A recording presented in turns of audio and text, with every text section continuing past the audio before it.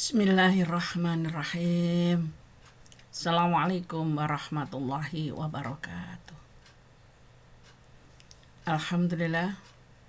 Alhamdulillahilladzi khalaqal mauta wal hayata liyabluwakum ayyukum ahsanu amala wa huwal azizul ghafur. Asyhadu an la ilaha illallah wa asyhadu anna Muhammadan abduhu wa rasuluh alladzi la nabiyya ba'dah. Allahumma shalli wa sallim ala sayyidina Muhammadin wa ala alihi wa ashabi wa sallim ajma'in. Alhamdulillah, kita bersyukur kepada Allah Subhanahu wa ta'ala yang telah memberikan nikmat dan karunia-Nya kepada kita sehingga kita sudah bisa melaksanakan Syam Ramadan ini sampai di hari 4 ini.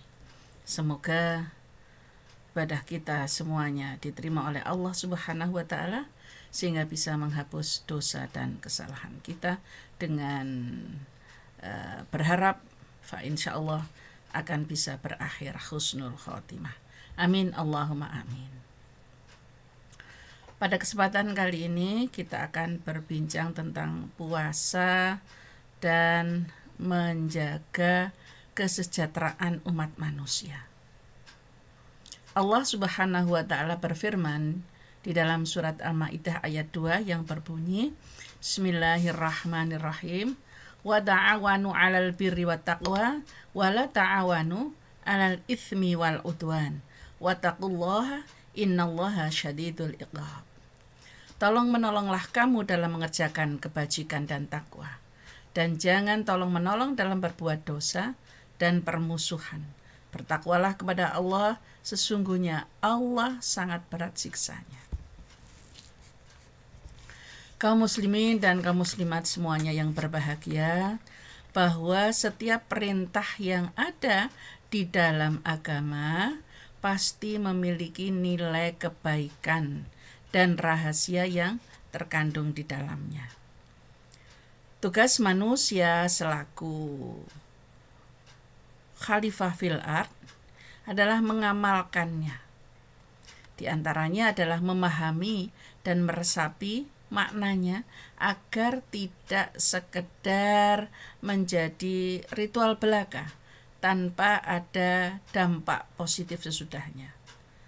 Karena secara mendasar Allah telah menurunkan agama ini menjadi petunjuk dan rahmat lil alamin bagi seluruh kelangsungan kehidupan manusia serta alam dan seisinya. Artinya ajaran-ajaran yang telah diturunkan oleh Allah Subhanahu wa ta'ala lewat nabinya adalah terutama Rasulullah sallallahu alaihi wasallam akan bisa dan harus diamalkan secara paripurna. Nah, kaitannya dengan perintah puasa, yang mana puasa ini memiliki dimensi sosial, yaitu antara hubungan baik dengan sesama manusia, hablum minan nas, sebagai penyempurna nilai-nilai keimanan dan ketakwaan untuk menanamkan kepekaan sosial dan kepedulian bagi sesama yang memiliki kekurangan secara finansial ataupun kebutuhan lahiriah yang memang banyak serba kekurangan. Maka keimanan dan ketakwaan akan sempurna jika dibarengi dengan amal soleh kepada sesama manusia. Bukankah memang perintah shaum itu adalah supaya menjadi la'alakum tatakun? Dengan la'alakum tatakun inilah yang akan mendorong manusia untuk senantiasa dan selalu berbuat kebaikan dan beramal soleh untuk bekal hidupnya juga nanti di akhirat.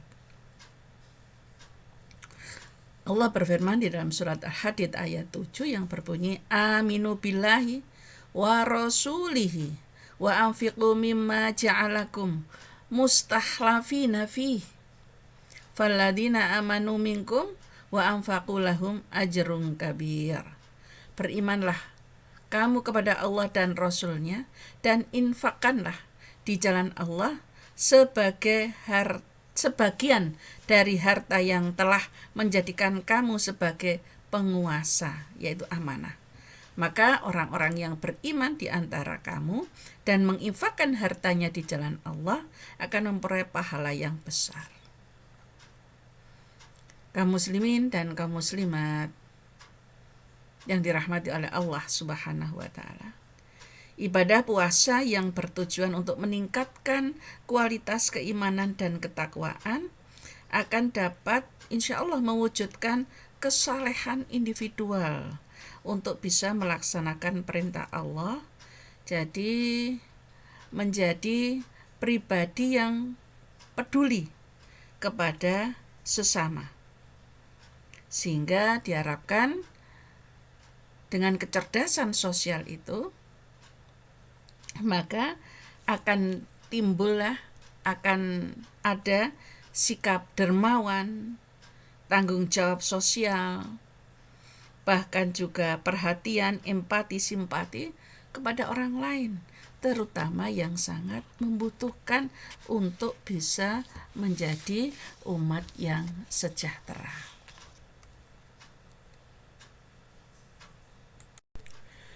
Nah, perintah puasa itu kan hampir selalu dibarengi dengan perintah untuk berzakat, berinfak, bersedekah.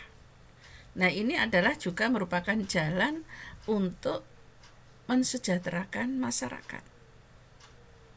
Apalagi banyak masyarakat yang berada dalam posisi sulit dalam kehidupannya. Sehingga Rasulullah pun berpesan kepada kita, laisal mu'minul ladzi yasba'u wajaruhu jai'un ala jambih. Tidak dikatakan beriman orang yang perutnya kenyang sementara tetangganya tidak bisa tidur karena menahan lapar.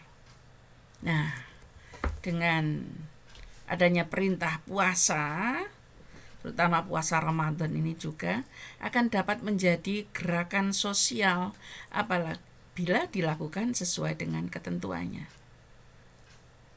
Sehingga akan bisa mengungkap makna-makna yang terkandung yang juga difirmankan oleh Allah Subhanahu wa taala di dalam surat Al-An'am.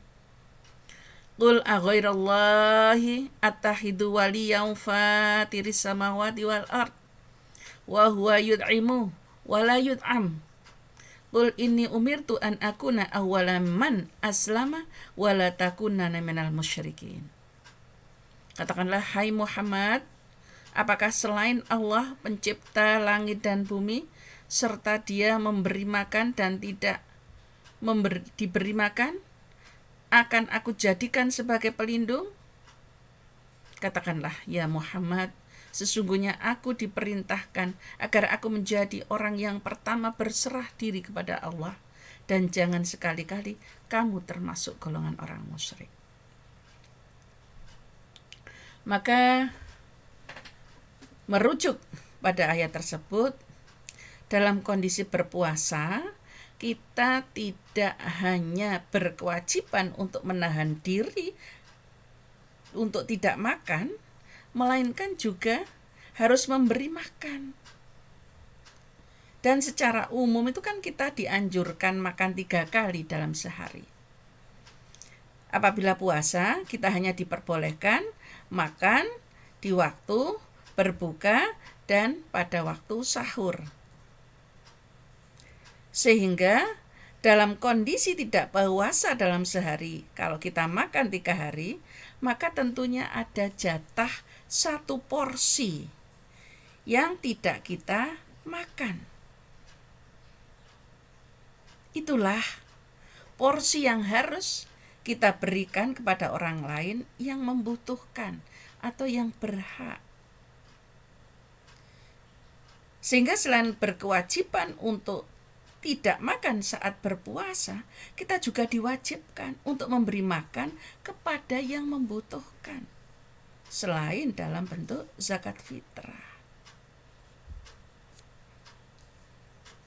Mengapa tidak hanya zakat fitrah kaum muslimin dan kaum muslimat semuanya?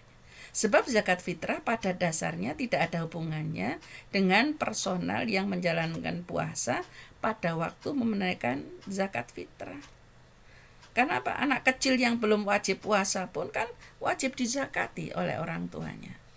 Yang artinya zakat fitrah itu adalah suatu kewajiban tersendiri.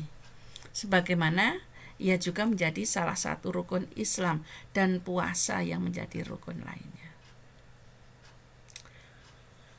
Kalau kita menilik bahwa jumlah penduduk Indonesia ini adalah sudah sekitar atau sebanyak 271 juta jiwa. Sedangkan masih diperkirakan bahwa penduduk Indonesia yang beragama Islam itu adalah sekitar masih 90%,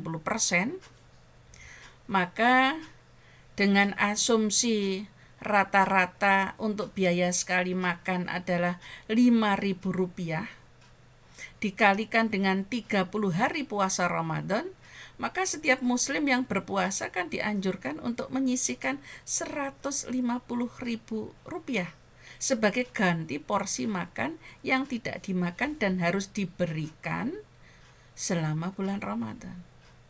Nah, apabila jumlah tersebut dikalikan dengan jumlah penduduk Indonesia yang 90% muslim 200 juta tadi, maka nominalnya bisa mencapai 30 triliun rupiah. Walaupun ini merupakan asumsi, tetapi setidaknya menjadi spirit bahwa puasa yang diperintahkan oleh Allah kepada kita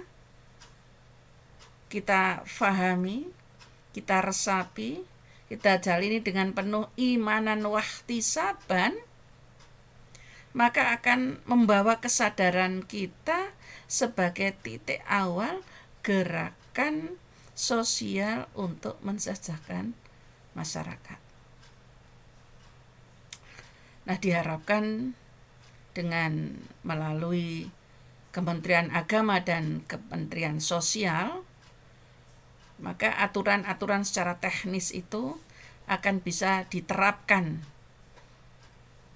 yang tentu saja harus juga memberikan edukasi kepada umat tentang semangat dan ide untuk bagaimana gerakan sosial atau juga bisa dikatakan gerakan Al-Ma'un ini adalah menjadi produktif dan betul-betul bisa dirasakan kesejahteraannya oleh masyarakat, oleh umat, terutama bagi mereka yang sangat-sangat kurang mampu.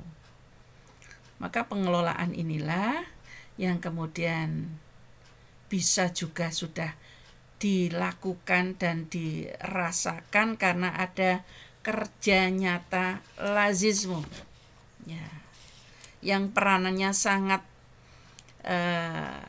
luar biasa karena sudah bisa memberikan solusi cerdas terhadap persoalan yang dihadapi masyarakat. Dan juga yang bisa kita lihat ada salah satu contohnya itu ada kapal apung Said Tahulili yang ada di Maluku. Inilah yang dilakukan. Kapal apung Said Tahulili ini berfungsi sebagai klinik apung untuk melayani secara cuma-cuma tanpa membedakan suku, agama, ras, dan antar golongan sampai ke pulau terpencil. Lazisme inilah telah tergerak melayani warga di daerah terpencil yang belum menikmati pelayanan kesehatan secara maksimal dari pemerintah. Di sana telah dioperasikan dokter, perawat, dan apoteker yang mana sasaran utama klinik apung ini meliputi masyarakat miskin dan kurang mampu yang berada di kawasan pesisir dan pulau-pulau terpencil dan pulau-pulau yang belum memiliki fasilitas kesehatan. Kaum muslimin, kaum muslimat yang berbahagia, sungguh inilah sebagai salah satu contoh juga bahwa dengan adanya kapal apung Said Tahulele ini yang telah bekerja sama ya, dengan Lazismu ini, maka telah memberikan akses juga listrik kepada penduduk yang miskin. Program ini bekerja sama dengan LSM lokal dan Tim Nasional Percepatan Penanggulangan Kemiskinan, Sekretariat Wapres RI, dengan sinergi yang dijalin dalam rangka pemberian bantuan solar panel berkapasitas 100 kWh inilah bagi warga miskin di Indonesia ini secara gratis. Nah, itulah salah satu bukti nyata bahwa memang adanya perintah puasa dan perintah mengeluarkan zakat maupun zakat fitrah akan bisa ikut menjaga dan mensejahterakan masyarakat. Dan hal-hal lain yang telah juga banyak dilakukan oleh Lazismu telah betul-betul dirasakan oleh sebagian besar penduduk-penduduk yang berdampak baik dalam terkena bencana dan santunan-santunan yang diberikan telah bisa dirasakan kehadiran Lazismu ini. Dan semoga kita tetap bersemangat punya spirit gerakan Al-Ma'un ini untuk bisa bersama-sama bahu-membahu mengeluarkan sebagian rezeki yang diberikan oleh Allah kepada kita untuk bisa sama-sama membantu mensejahterakan masyarakat. Insya Allah. Amin. Allahumma amin. Demikian, semoga bermanfaat dan tetap bersemangat agar kita tidak termasuk orang-orang yang mendustakan agama. Maka gerakan Al-Ma'un inilah yang saya kira sangat tepat untuk bisa terus dilakukan secara istiqomah dan kontinu. Nasru minallah wa fathun qarib wa basyiril mu'minin. Assalamualaikum warahmatullahi wabarakatuh.